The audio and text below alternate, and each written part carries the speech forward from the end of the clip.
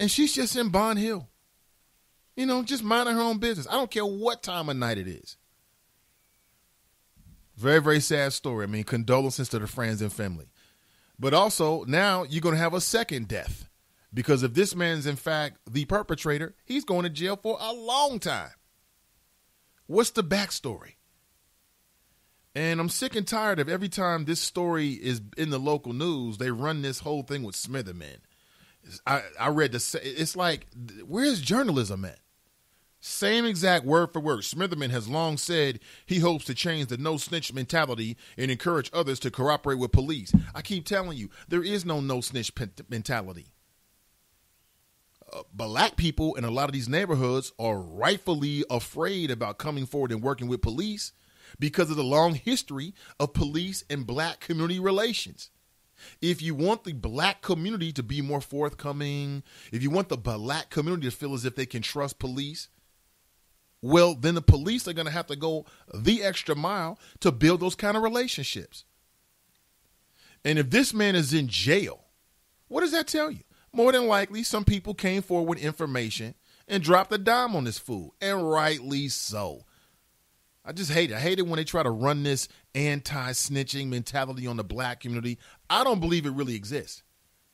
I think it's been blown up as yet another example of blaming black people, blaming the black community for their own predicaments. It's your fault you're overrun by crime. Huh? Did you hear the latest over in East Wanted Hills? It looks like a building that has been around for some time. It used to be the old YMCA building over on McMillan. It looks like a developer is going to turn that into some luxury apartments. Just what we need. Some apartments that you can't afford. Way to go. Way to go. And I was looking at some of the other properties that this particular developer owns. And, man, listen, a 1,400, 1,200 square foot apartment, $1,200 a month. That building that used to be owned by the YMCA is being reported in local news that the YMCA sold it for $100,000. I did some quick numbers. It's 50,000 square feet. Let's say they sell about 35 units, 1,400 square feet apiece. That's $500,000 a year. Big money. Big money. If you've got it, invest in real estate. Let me take a pause for the calls. We'll come right back. My name is Nathan Ivey. Good morning to you. Currently 7:21 a.m. in the Queen City, and we'll be right back. Did you know that birthday parties help build confidence in kids? Yeah. Did you know that giving kids less sugar before bedtime helps them sleep better? Oh, totally. Did you know that friendly kids have more friends? Everybody knows that. Hey, guys, did you know that most people think they're using the right car seat for their kid, but they're not? I didn't know that. Parents who really know it all know for sure that their child is in the right car seat at the right age and size. Visit safercar.gov/the right seat to make sure your child is protected. Brought to you by the National Highway Traffic Safety Administration and the Ad Council. You don't usually get a stock tip from a 16-year-old, but I'm here to tell you about a different kind of stock. It's called Better Futures, a stock for social change that's not about making money. Instead, you invest to help students like me go to college. This is beyond a simple donation. It's the opportunity for America to invest in its kids and take an active stake in the future of the country. The return on your investment isn't money. What you get back is knowing you protected our potential. So one day, that potential can grow up to become surgeons and architects, executives and engineers, people who can change the future just by being a part of it. My name is Alicia, and I'm your dividend. Invest in better futures with UNCF. Visit uncf.org/invest.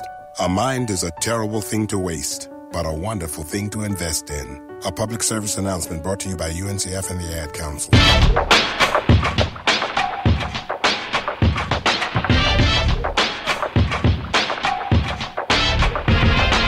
Good morning. Welcome back. Let's get back into it. Now, right before the break, we were talking about some local issues here. It looks like police have charged a man who was already incarcerated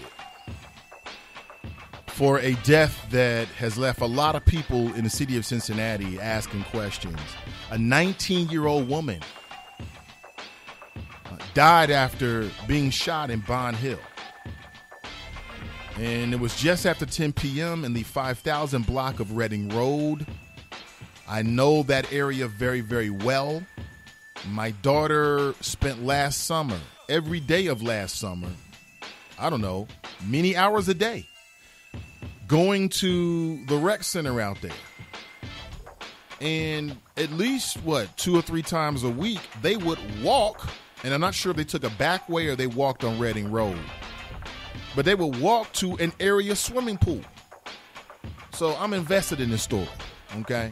As we all are if we live inside the city of Cincinnati. Good morning, welcome back to the show. Nate Ivey with you.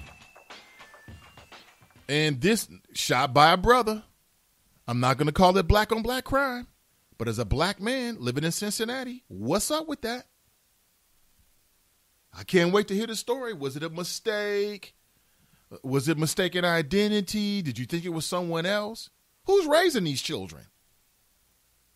Is it time to start charging parents for these type of crimes? Now, at this point, the man's 19 years old. If he was a minor, you might say, yeah, but 19? Barely an adult.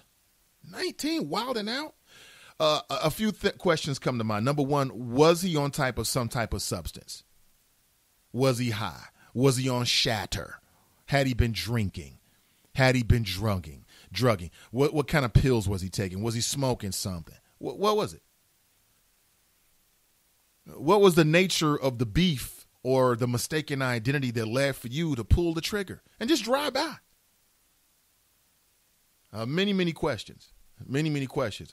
And also for the business community in Bond Hill, like we know what we want from law enforcement. We know what we're asking from the community. But what about the business owners, right, in the Bond Hill area, that little area right there? What can they do? What kind of impact can they have, right, to shut down the block? Should the brothers all get together and start walking the streets?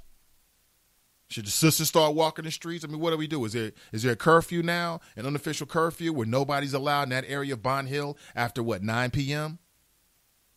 You know what they say, it's getting hot. The summer's going to bring out the savages.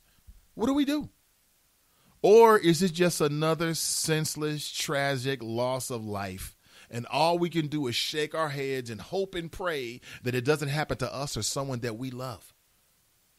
What do we do? What do we do?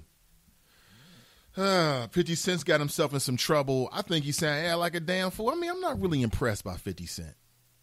I never really have been impressed by 50 Cent. Some people got all caught up with the mystique of the fact that he got shot 9 times.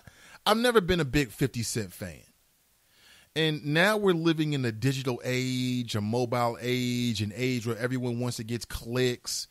He's got a couple of online ventures, most notably This Is 50, which is a website, something similar to maybe your World Star or something like that, where he posts outrageous videos.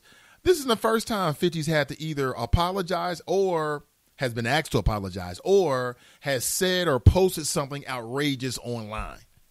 Okay. He posted some not so flattering and, shall we say, risque videos of a former rival's girlfriend, mother of the man's child, speaking of Rick Ross. And now the judge says he's got to pay up. And so he's going through, the Cincinnati airport, Northern Kentucky airport. He sees this young man, automatically assumes that he must be high. He must be on some kind of drugs, which, considering that so many people are on drugs these days, is not a stretch. But it turns out, oops, my bad. This young man's dealing with some developmental issues. And now the family is outraged, and rightly so. Before we get too deep, let me say good morning to everyone. I appreciate you. What's up, Omar? What's up, John?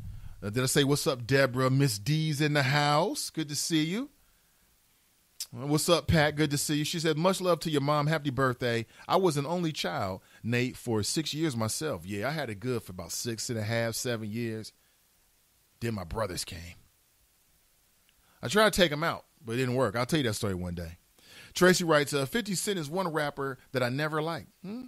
Hey, what's up, Jericho? Hola, mi familia. Good to see you. Mike writes, he's already got sued once for leaking videos. Tracy writes, is she related to Pierre Hummins? That's a good question. It's a good question. I would not be surprised. Robin writes, good morning, everyone. Good morning, Robin. Good to see you. Jericho writes, interesting. No outrage or comments regarding the disabled guy. Is it because he's developmentally challenged? Could be. Jared writes, good morning, everyone. Hashtag Team and I. Good morning, Jared. Good morning, Rhonda. Hey, Brent. Hey, Ashley. Good to see everyone. Speaking of C, did you see what's going on in Target? Christians are targeting Target.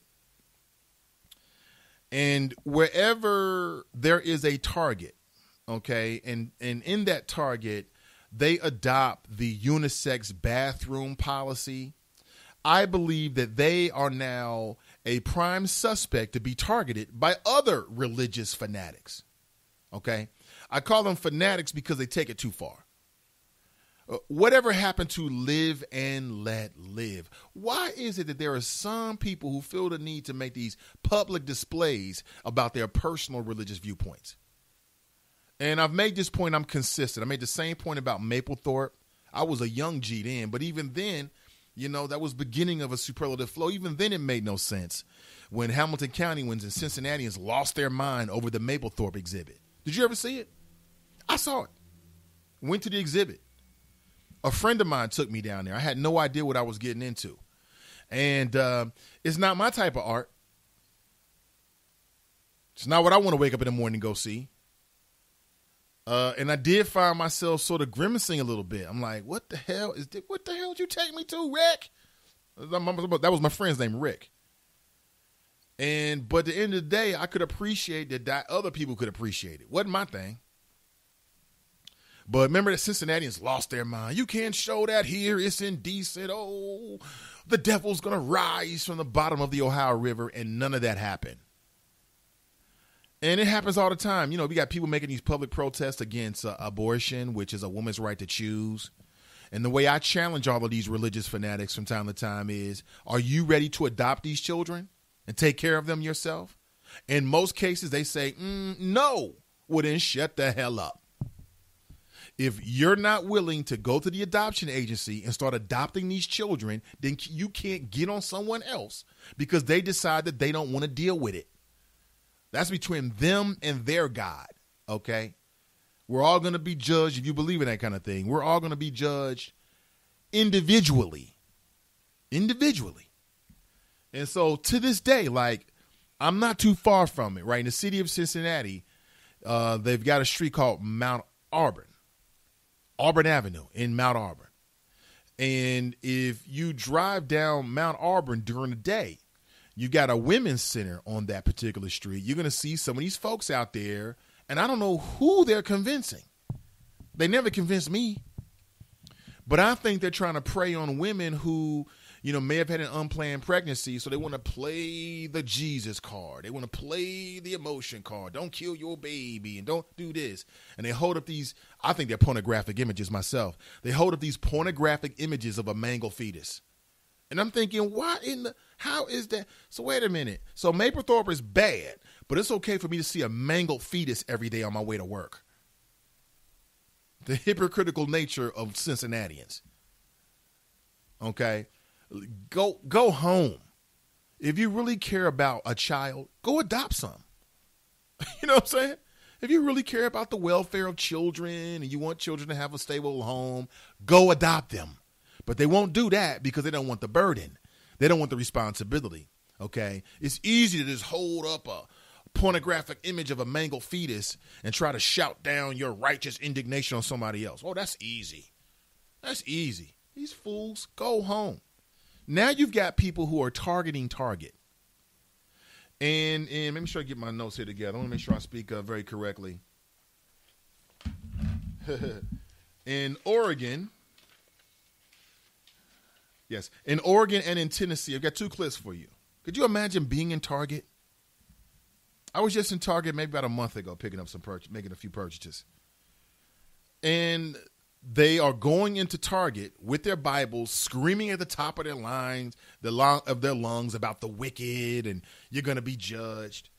I'm not making this up. I wish I was. Here's one clip. This man says that it's time for a wake-up call. Check this out. Target!